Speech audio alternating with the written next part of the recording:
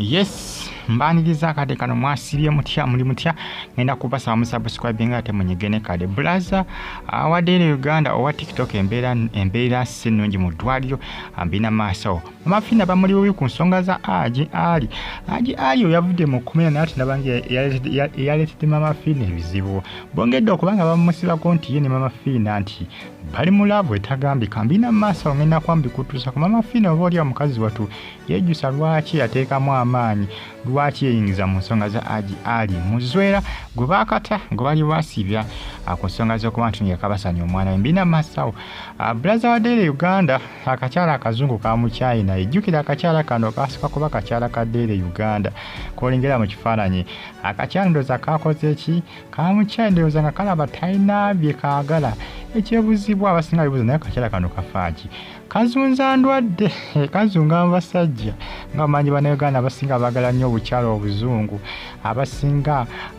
kagenda kubalekera ebirwadde bibajja okwejjusa Katonda ali ku kitanda oba kyekimuluma tewali amanyi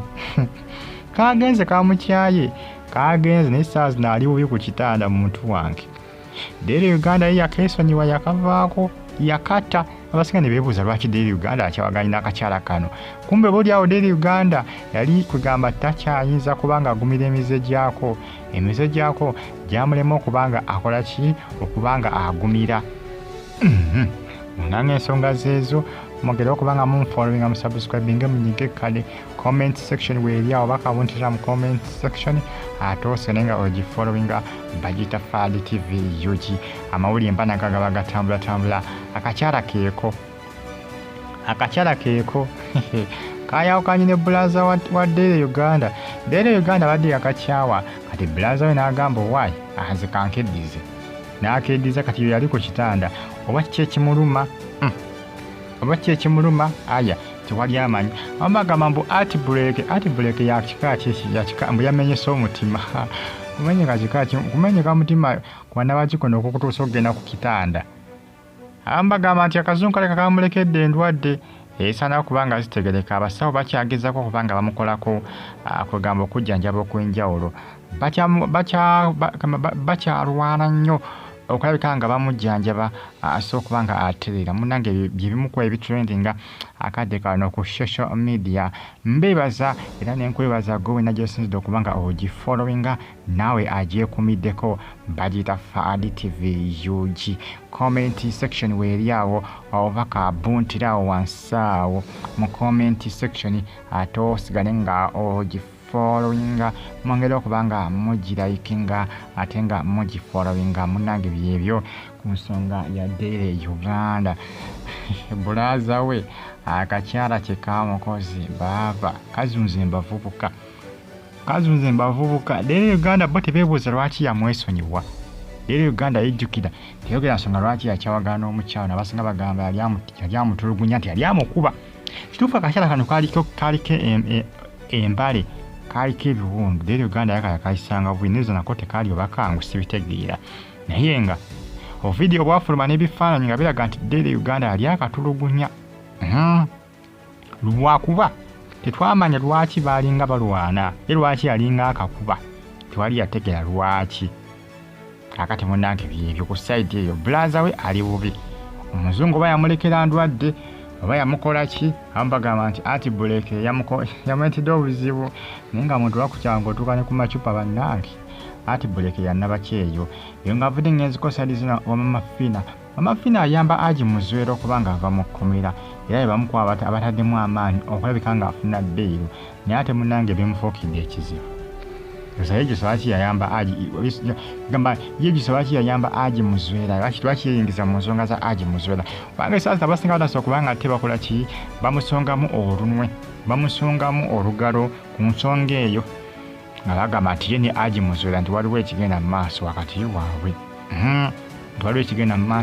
waabwe ye ne Hajji muzwera Maama Fina naye nga tejjukira Maama Fina bambi yagamba nti akikola ku bulungi abamu bagamba nti Maama Fina ayinza okuba nti yeegwanyisa Hajji muzwera era ku social media okuva olunaku olw'eggulo Maama Fina bamufudde topic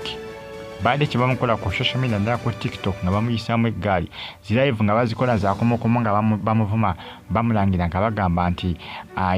yakoze kugamba okuyamba kwonna nga nti yeekolera ki anti yeetegekera Hajji nga yeetega Hajji abamu batanse okubanga basala omugambo ku social media mwongere kubanga mugifollowinga musubscribinga munyige kade. Maama Fina mukazi watu agamba nti yakikoze lwakola ki lwakulumirirwa muntu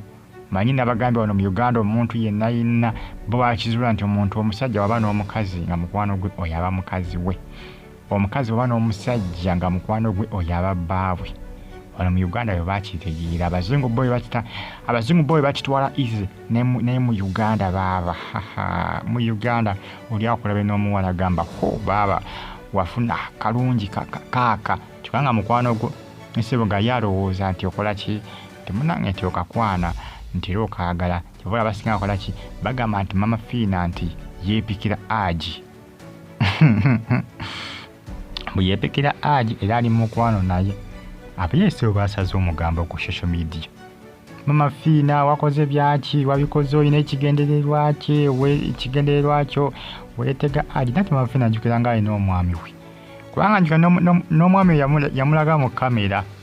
ndowooza tujjukira bulungi ffenna twamulaba mu bifaananyi twamulaba mu